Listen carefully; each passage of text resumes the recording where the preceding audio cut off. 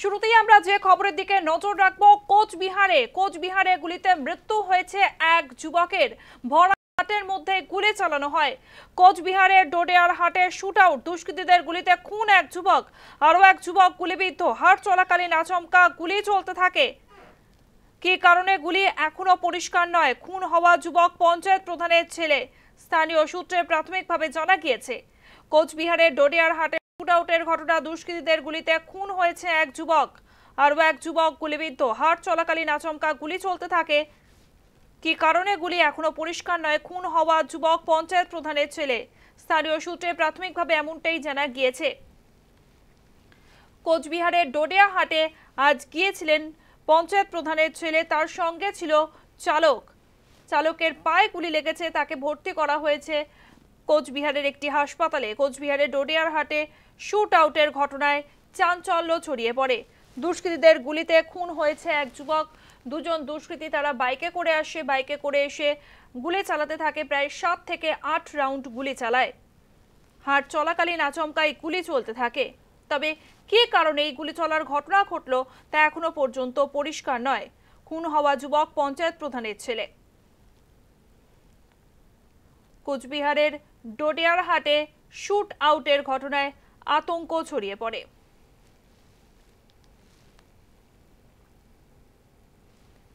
আমাদের সঙ্গে ফোন লাইনে রয়েছে আমাদের প্রতিনিধি হীরক রায়। হীরক, ঠিক কি ঘটনা ঘটেছে, কেন খুন করা হলো এই যুবককে, কি জানতে পারছো? দেখো, যেটা হচ্ছে আজকে বিকেল বেলা যখন ডোডেয়ার হাট বাজার, আজকে সেই ভরা বাজার, সেই ভরা বাজারের মধ্যেই কিন্তু দুষ্কৃতী তারা অবস্থায় বাজারে ঢোকে এবং জবাগুড়ি গ্রাম পঞ্চায়েতের যে প্রধান রয়েছে সেই প্রধানের ছেলে অমর রায়, সেই অমর রায়কে লক্ষ্য করে গুলি করে এবং সেই গুলিতে কিন্তু তার মৃত্যু হয় এবং তার যে গাড়ির চালক, সে তার গাড়ির চালকের কিন্তু পায়ে গুলি লেগেছে। এই যে ঘটনা, এই ঘটনাকে কেন্দ্র করে কিন্তু রীতিমতো এলাকার মধ্যে আতঙ্কের পরিবেশ তৈরি হয়েছে এবং যেটা জানা যাচ্ছে সেখানে যখন গুলি চালায় এবং পাহাড় সময় বেশ কয়েক রাউন্ড গুলি চালানো হয় এবং এই যে ঘটনা, এই ঘটনায় কিন্তু যে প্রকৃত কারণ, যে খুনের কি কারণ, সেই কারণ কিন্তু এখনো পর্যন্ত পরিষ্কার নয় এবং যারা গুলি চালিয়েছে তাদেরকেও কিন্তু কেউ চিনতে পারেনি। তবে যেটা তৃণমূল কংগ্রেসের পক্ষ থেকে যেটা তারা দাবি করছে যে এই যে ঘটনায় যে অমর রায় রয়েছে, সে ডাওয়াগুড়ি এলাকায় যায়, সে তৃণমূলের একজন সক্রিয় কর্মী এবং বিগত নির্বাচনগুলিতেও সে কিন্তু সেই এলাকায় সক্রিয়ভাবে কাজ করেছে। সেই জায়গা থেকে যদি অমর রায়ের মৃত্যুতে কিন্তু বিজেপির অনেকটাই লাভ হবে এমনটাই কিন্তু দাবি করছে তৃণমূল কংগ্রেস এবং সেই জায়গা থেকে কিন্তু তারা সন্দেহ প্রকাশ করছে যে এই ঘটনার সঙ্গে বিজেপি জড়িত থাকতে পারে। তবে স্পষ্টভাবে কিছু না বললে কিন্তু তারা, যেটা কোচবিহার উত্তরবঙ্গ উন্নয়ন মন্ত্রী উদয়ন গুহ তিনি যেটা বলছেন যে পুলিশ তদন্ত করবে, তদন্ত তারা কোনো প্রভাব খাটাবে না, যারা প্রকৃত দোষী তাদের যাতে পুলিশ গ্রেপ্তার করতে পারে সেই বিষয়ে তারা সমস্তভাবে সহযোগিতা করবে। তবে তাদের যে সন্দেহ রয়েছে যে বিজেপির পক্ষ থেকে কিন্তু এই ষড়যন্ত্র করা হতে পারে। হীরক, এই ঘটনায় এখনো পর্যন্ত কাউকে আটক বা গ্রেফতার করেছে পুলিশ? এখনো পর্যন্ত কোনো পুলিশ কাউকে গ্রেফতার করেনি। তবে ঘটনার পরে কিন্তু পুলিশবাড়ি থানা পুলিশ থেকে শুরু করে পুলিশ সুপার এবং বিভিন্ন পুলিশ আধিকারিক তারা কিন্তু ঘটনাস্থলে যায়, যাওয়ার পর মৃতদেহ উদ্ধার করে নিয়ে আসে এবং তদন্ত শুরু করেছে। এবং তবে এই যে ঘটনা, এই ঘটনা নিয়ে কিন্তু পুলিশ ইতিমধ্যে তদন্ত শুরু করেছে, কারা কি কারণ থাকতে পারে এবং কারা এর সঙ্গে জড়িত থাকতে পারে সব বিষয়ে কিন্তু পুলিশ খতিয়ে দেখছে। তবে এখনো পর্যন্ত এই ঘটনায় কাউকে গ্রেফতার করা হয়নি। ধন্যবাদ হীরক। আমাদের সঙ্গে ফোন লাইনে ছিল আমাদের প্রতিনিধি হীরক রায়। এই ঘটনায় এখনো পর্যন্ত পুলিশ কাউকে আটক বা গ্রেফতার করেনি।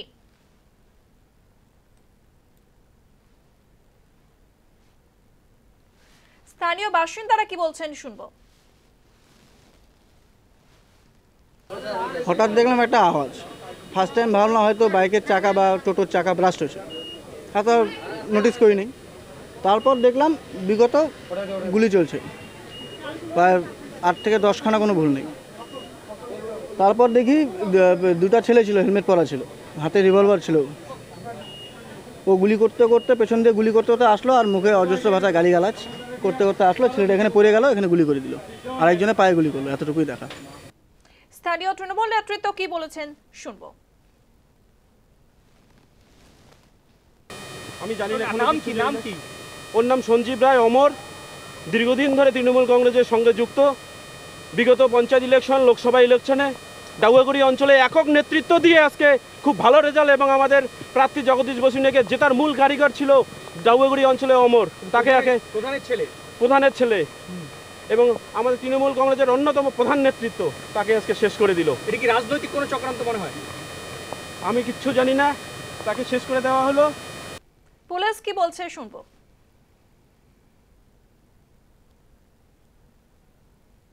আজকে বিকেলবেলা পুন্ডিবাড়ির ডোডিয়ার হাটে বাজারের মধ্যে অমর রায় বলে একজন ছিল আর তার সাথে আরেকজন ছিল। কেউ বা কারা দুটো মোটরসাইকেলে এসে তার উপর গুলি চালায়। তো একজনের গুলি লেগেছে, পায়ে লেগেছে, সে হাসপাতালে ভর্তি আছে, আরেকজন মারা গেছে। আমরা তদন্ত করে দিয়েছি। এই মুহূর্তে আমরা যে খবরের দিকে নজর রেখেছি, কোচবিহারে ফের গুলি চলার ঘটনা ঘটেছে। গুলিতে নিহত হয়েছে এক যুবক। সেই যুবক পঞ্চায়েত প্রধানের ছেলে। ওই যুবকের সঙ্গে ছিল তার গাড়ির চালক। গাড়ির চালকের পায়ে গুলি লাগে, তাকে ভর্তি করা হয়েছে কোচবিহার মেডিকেল কলেজ হাসপাতালে। এই ঘটনায় রীতিমতো আতঙ্ক ছড়িয়ে পড়ে। এখনো পর্যন্ত পুলিশ কাউকে আটক বা গ্রেফতার করতে পারেনি। ঘটনার তদন্ত শুরু করেছে পুলিশ। কি কারণে এই খুনের ঘটনা, কোনো রাজনৈতিক উদ্দেশ্য প্রণোদিত বা অন্য কোনো কারণ আছে কিনা তা জানার চেষ্টা করছে পুলিশ। কোচবিহারে ফের শুট আউটের ঘটনা। ডোডিয়ার হাটে আচমকাই গুলি চলে। দুষ্কৃতীদের গুলিতে খুন তৃণমূল পঞ্চায়েত প্রধানের ছেলে।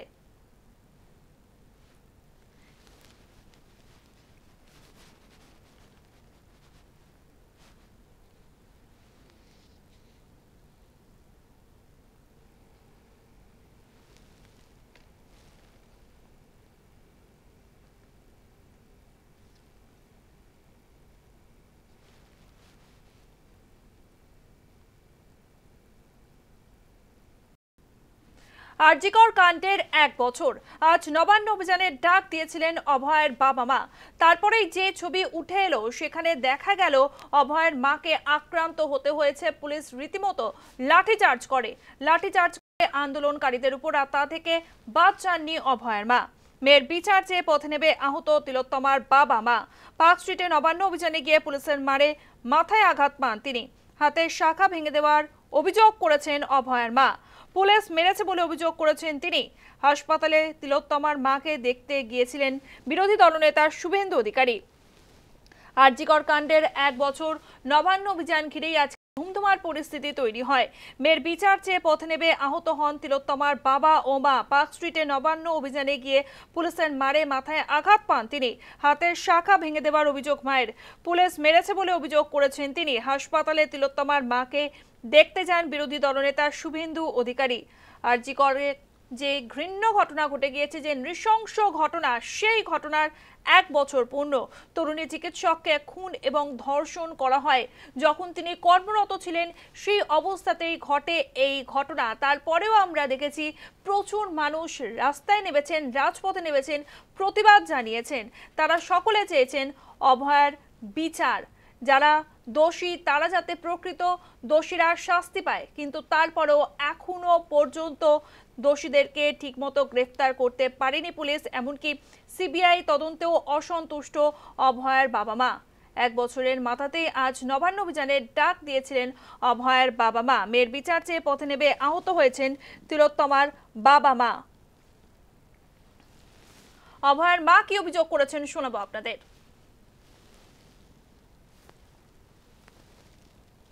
নিরস্ত্রভাবে এসেছিলেন, কোনো রকম অস্ত্র নেই হাতে, তারপরে পুলিশের এই ব্যবহার কি বলবেন?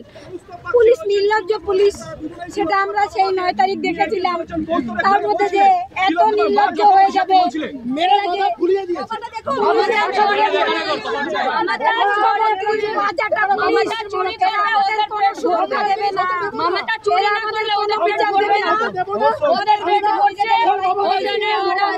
আপনি তো আহত হয়েছেন, এই অবস্থায় যাবেন নবান্ন পর্যন্ত? অবশ্যই যাবো।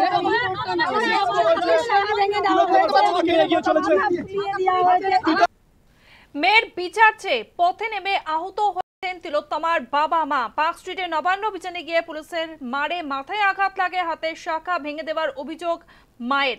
পুলিশ মেরেছে বলে অভিযোগ করে তিলোত্তমার বাবাও। হাসপাতালে তিলোত্তমার মাকে দেখতে যান বিরোধী দলনেতা শুভেন্দু অধিকারী। হাসপাতাল থেকে বেরিয়ে কি বলেছেন বিরোধী দলনেতা শুভেন্দু অধিকারী শোনাবো আপনাদের। অভয়ার বাবা তিনিও আপাতত সাথেই থাকবেন। উনি অল্প বিস্তর আমাদের মতো লাঠি খেয়েছেন, কিন্তু মা শাখা পলা তো ভেঙেইছে, ইনজুরি খুব serious. She is not okay. He is serious, তবে জ্ঞান আছে, কথা বলার চেষ্টা করছিলেন, আমি বলিনি। দুটো চোখ থেকে অঝরে জল পড়ছে, সেটা হয়তো মেয়ের বিচার চাইতে গিয়ে মার খাওয়ার জন্য হতে পারে।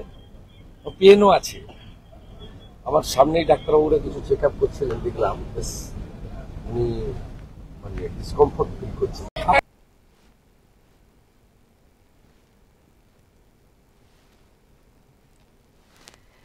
নবান্ন অভিযান এবং সেখানে ছিলেন বিরোধী দলনেতা শুভেন্দু অধিকারী, তবে তার হাতে কোনো রকম দলীয় পতাকা ছিল না।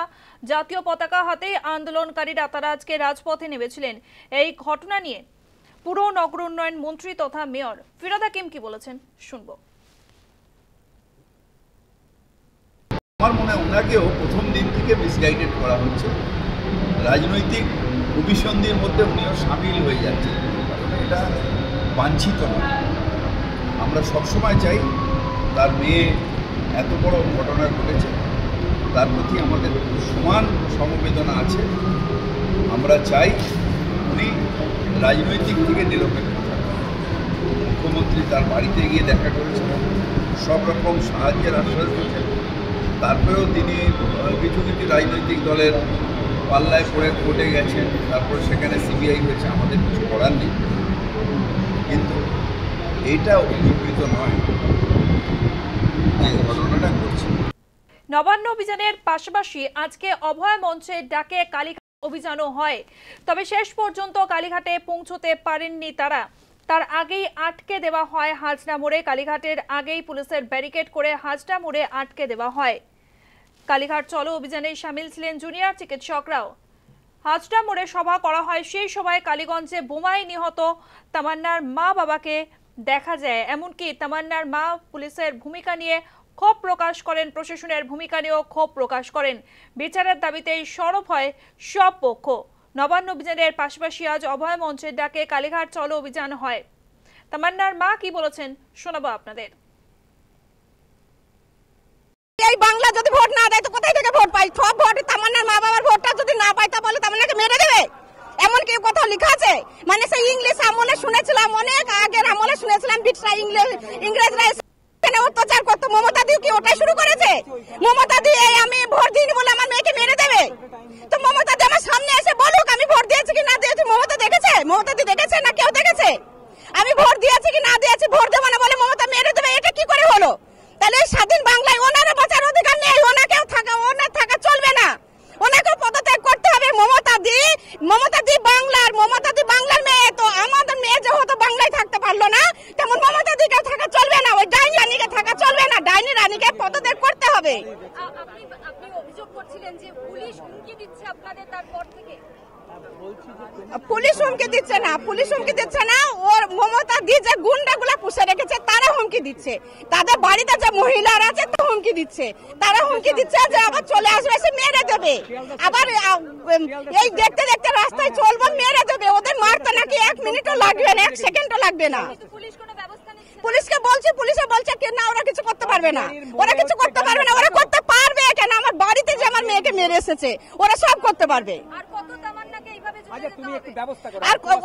আর একটা তামান্না যেন না যায় মমতা দির কাছে, আমার এটাই আবেদন। আপনাকে আমি পায়ে ধরে বলছি, আপনি এবার জাগুন, প্রশাসনকে এবার জাগতে দিন, প্রশাসনকে কাজ করতে দিন। আর কোনো তামান্না যেন না যায়, আর কোনো তামান্না, কোনো অভয়া, আর কেউ যেন না যায়, আর কোনো মাকে যেন রাস্তায় রাস্তায় না আসতে হয়। দেখে গেল তো মানুষদা বলেছে চলে যাবে, অত্যন্ত দুঃখজনক। আর ওর জন্য পুলিশ দায়ী নয়, দায়ী হচ্ছে মমতা।